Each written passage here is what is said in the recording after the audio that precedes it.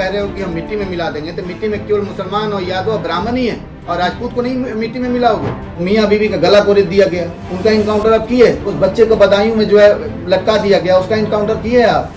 कानपुर में जो है एक लड़की को गैंग रेप हुआ, उसको जैसे ही उसके बाप जाता है केस फाइल करने के लिए, तो उसके ऊपर गाड़ी चला दी जाती है, उसको मार दी जाती है, उस पर कुछ नहीं होता। क्या इनकाउंटर किए? तो बात नहीं करनी चाहिए मुझे, क्योंकि मुझे भी जान के खतरा है। मेरा बीजी ने उस समय सदन में रोए थे।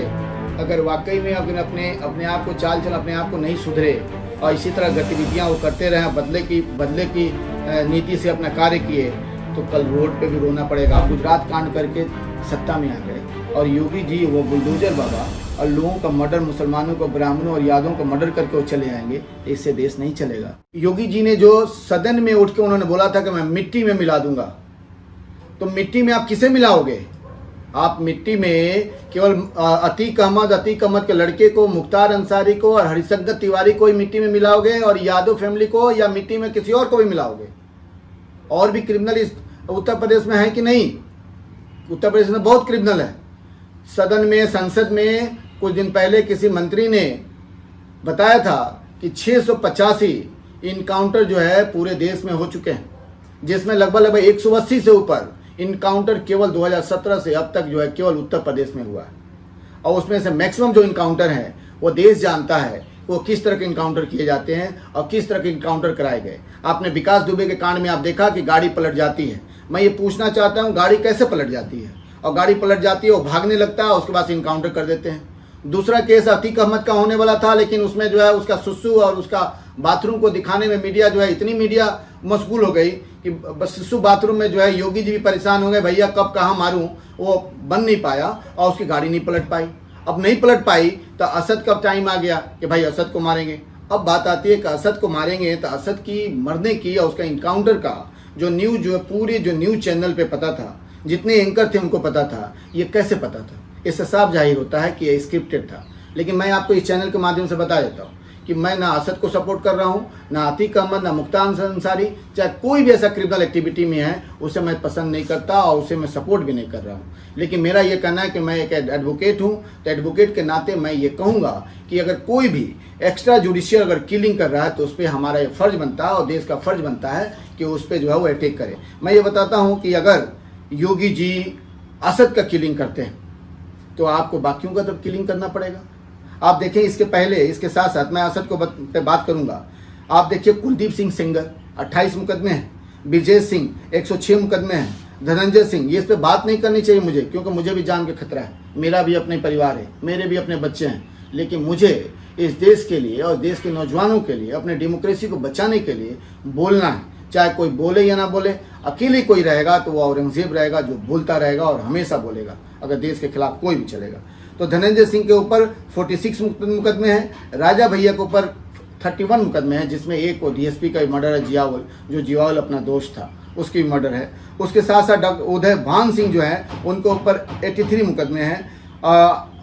अशोक चंडेल 37 मुकदमे हैं, विनीत सिंह 34 मुकदमे हैं, ब्रिजभूषण सिंह 84 मुकदमे हैं, चुलबुल सिंह 53 मुकदमे हैं, सोनू सिंह 57 मुकदमे हैं, मोनू सिंह 48 मुकदमे हैं, अजय सिंह सिपाही 81 मुकदमे हैं, पिंटू सिंह 23 मुकदमे हैं, सनी सिंह 48 मुकदमे हैं, संग्राम सिंह 58 मुकदमे हैं, और चुन्नू बिल्लू या चुन्नू ऐसे हैं, चुन्नू सिंह 42 मुकदमे हैं, बादशाह सिंह 88 मुकदमे हैं। तो इनके ऊपर 88 मुकदमे हैं। इवन योगी जी के ऊपर जैसे पेपर में हमने देखा और मीडिया के थ्रू सुना कि 138 मुकदमे हैं, जिसमें से कुछ मुकदमे ये भी हैं जो कि मुजफ्फरनगर कांड के उनके ऊपर है, जिसमें 62 लोगों की मौत हुई थी और कम से कम 5000 ज़्यादा लोग पलायन हैं, और उस मुकदमे को ये वापस ले रहे हैं। अपने साथ साथ संगीत सोम का भी वापस लिए, उसके साथ साथ जो बलियान हैं उनके भी वापस लिए।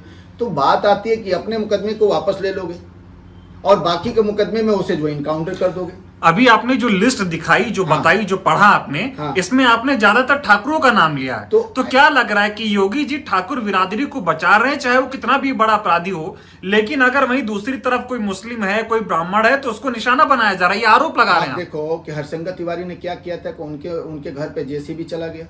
उन्होंने क्या किया? उनके ऊपर भी उंगली उठा दी गई। क्या किया था वो कानपुर में, वो दीक्षित फैमिली थी, उसने क्या की थी कि उसमें जो है दीक्षित फैमिली और उसकी बेटी थी, उसके ऊपर जो बुलडोजर चला के उसको घर जला दिया गया, उसको बाहर कर दिया गया। क्या जिसने किया उसको इनकाउंटर होना चाहिए कि नहीं होना चाहिए? होना चाहिए ना। तो उनका इनकाउंटर क्यों नहीं हुआ? कौन करेगा उनका इनकाउंटर? उसके साथ साथ एक यादव फैमिली है, उसका जो है यादव का कुछ दिन पहले बलिया में जो है उसके इनके लोगों ने मार के उसको उसकी मौत के घाट उतार दी। उनकी इनकाउंटर होनी चाहिए कि नहीं? वो इनके सजाती हैं। तो क्या कह रहे हैं आपकी जो ठाकुर हैं, जो योगी जी के नेता हैं, योगी जी अपने ही नेताओं का इनकाउंटर कर दें? तो क्यों नहीं करे हो भाई? आप कह रहे हो कि हम मिट्टी में मिला देंगे, तो मिट्टी में केवल मुसलमान और यादव और ब्राह्मण ही है, और राजपूत को नहीं मिट्टी में मिलाओगे? हाथरस कांड में जो हुआ उनके उस आरोपियों के ऊपर क्यों नहीं आपने चलाया? सिंगर है उनके ऊपर क्यों नहीं, उनका इनकाउंटर क्यों नहीं होगा? उनके ऊपर गोलियां क्यों नहीं चलेगी?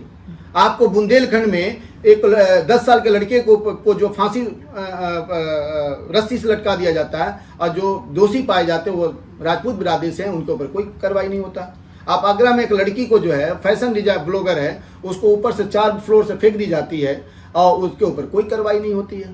क्यों लगता है कि ये जो दी जाती है, कोई कार्रवाई नहीं होती अतीक अहमद के बेटे का जो एनकाउंटर हुआ है, आपको क्यों लगता है कि ये एक जो है धर्म से प्रेरित है या इसको झूठा एनकाउंटर किया गया? देखिए, सबसे पहले इन्होंने एक शहाबुद्दीन साहब के बारे में आपने सुना होगा। हाँ। हम शहाबुद्दीन का सपोर्ट नहीं करते, लेकिन जो उसमें हुआ सुनने को मिला मीडिया के थ्रू, बाकी उसे मैं बताता हूँ कि कोरोना में वो आते हैं, एक दिन पहले वो ठीक थे और दूसरे दिन उनकी मौत हो जाती है। उसके बाद से एक नामजद थे, मजबूत थे, उसके साथ मुख्तार अंसारी के ऊपर ही कार्रवाई करना स्टार्ट कर दिए, उसके बाद अतीक के ऊपर कार्रवाई करने लगे, उसके ऊपर से आजम खान के ऊपर करने लगे। तो इनको लगता है कि जो भी मुस्लिम फैमिली में अगर मजबूत है और अपनी आवाज़ को उठा सकता है, उसको ये चाहते हैं उसको दबा दिया जाए, उसको मार दिया जाए, उसको ख़त्म कर दिया जाए। लेकिन मैं आपको बताता हूँ, जिसको अल्लाह ईश्वर और जिसको ख़त्म नहीं करेगा उसको आप क्या ख़त्म कर सकते हो? आप ये जानते हैं कि जो ब्राह्मण फैमिली में जो मजबूत है, इनके खिलाफ उठ सकता है, उसको चाहते हैं ये दबा दें। और वो हरिशंकर तिवारी वो बूढ़े हो चुके हैं, बूढ़ा शेर है वो, ये सोच ले कि वो अभी भी बूढ़ा शेर जो है बूढ़ा भी हो जाता है तो और ख़तरनाक हो जाता है। उनके ऊपर भी ये जो कर रहे हैं, कई ब्राह्मणों की भी किलिंग हुई, आपने देखा एक्स्ट्रा जुडिशल हुआ। तो ये चाहते हैं कि उनकी भी कर दे कि वो आवाज़ ना उठाए। यादव फैमिली मजबूत है तो उसका भी चाहते हैं कि उनके ऊपर हो जाए कि कुछ नहीं। और दलित बिरादरी तो मजबूत है, दलित बिरादरी कमज़ोर है, उसको जो चाहते हैं वो कर लेते हैं अपना। क्यों लगता है एनकाउंटर क्यों गलत मान रहे हैं आप? देखिए, असद को जो सुनने में जैसे आ रहा है, देखिए इनकाउंटर में गलत क्यों मानता है? पहले ये बता दूं, असद के बारे में सुनने में आया कि उसको जो सरेंडर किया, उसको इन्होंने ले आकर उसको झांसी में मार दिया। अब बताइए कि इनका कहना है कि राजस्थान से वो झांसी में इंटर किया।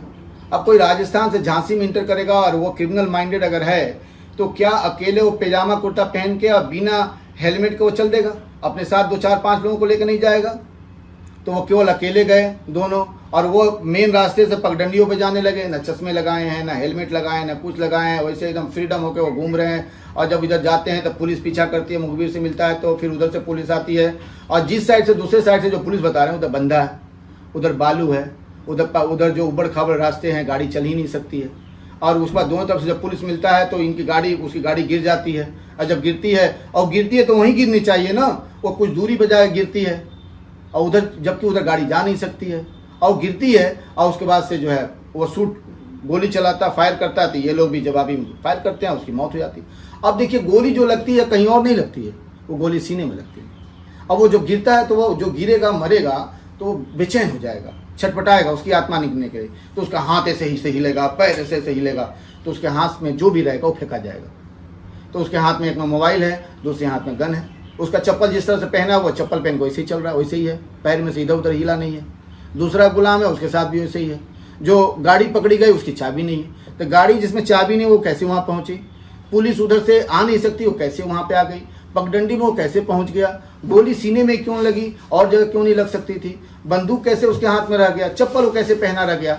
ये सब एक जांच की विषय है, और टोटली ये जो है स्क्रिप्टेड है, और पहले से स्क्रिप्टेड था। और मीडिया को ये कैसे पता था भाई कि मीडिया में अंजना ओम कश्यप, अमीश देवगन, ये जो है इनके जो दल्ले हैं, दलाल हैं, मीडिया जो आज दलाल बन चुकी है, बिकाऊ हो चुकी है, ये मीडिया पहले से बोल रहे थे। एक समय था योगी जी सदन में रो दिए थे, कितना वहां पे यूपी में कानून व्यवस्था खराब थी। आज योगी जी खुद सीएम है, सब कुछ खुद संभाल रहे हैं, सब मजबूत बन रहा है। ऐसा है, सुन लीजिए, योगी जी ने उस समय सदन में रोए थे। अगर वाकई में अगर अपने आप को चाल चल अपने आप को नहीं सुधरे और इसी तरह गतिविधियां वो करते रहे, बदले की नीति से अपना कार्य किए, तो कल रोड पे भी रोना पड़ेगा। और वो कौन रुलाएगा मालूम है? प्रदेश की जनता, प्रदेश की जनता रुलाएगी और जनता की जो सरकार चुन के आएगी वो इनको रुलाएगी। गलियों में या रोडों पे ये रोते हुए मिलेंगे। ये मैं आपको लिख के बताता हूँ कि रो में मिलेंगे ये। अगर वाकई में चलिए योगी जी, मैं बोलता हूँ कि आपने जो कर रहे हैं वो सही कर रहे हैं, तो लागू कर दो, सरिया लॉ लागू कर दो। आप कोई और लॉ लागू कर दो भाई, अगर प्यार कोई करेगा तो उसे पत्थर फेंक के मार दिया जाएगा और वो गाएगी उसका सीना कि कोई पत्थर से ना मारे मेरे दीवाने को। अगर कोई आँख, किसी का आँख में कुछ हुआ तो एक आँख के बदले एक आँख निकाले, हाथ के बदले हाथ काट लिया जाएगा, जान के बदले जान ले लिया जाएगा। लागू कर दे इस नियम को। कुछ लोग ये भी कह रहे हैं कि अतीक अहमद के बेटे को मारने के पीछे की कुछ और प्लानिंग है, कुछ और मामला था। एक्चुअली कि ये दो चीज़ें हैं। पहला नंबर ये इनके पीछे ये है कि एक तो अपना जो है पोलराइजेशन का, क्योंकि इलेक्शन है उत्तर प्रदेश में, आप देख रहे हो निकाय के चुनाव के इलेक्शन है, उसमें पोलराइजेशन करना था। दूसरा नंबर कि जो बिहार में और बंगाल में और झारखंड में जो बजरंग दल, हिंदू वाहिनी, ये सब मिलके जो वहाँ पे आतंक मचाए और वहाँ पे जलाए मदरसे और बाकियों को जलाए और लोग उसमें बम ब्लास्ट वगैरह हुआ, उसमें उसकी आँच योगी जी तक आ रही थी। हिंदू वाहिनी और बजरंग दल के कई सारे लीडर पकड़े गए, यूपी तक चलाया था, दिल्ली तक आ रहा था, उससे दिमाग को भटकाने के लिए और उसके बाद से जनता को थोड़ा पोलराइज करने के लिए इस तरह के ये अटैक किए। हो सकता है कि आने वाले समय में कुछ और भी अटैक किया जाए, लेकिन मैं मोदी जी से कहूँगा कि मोदी जी इस तरह से देश नहीं चलेगा।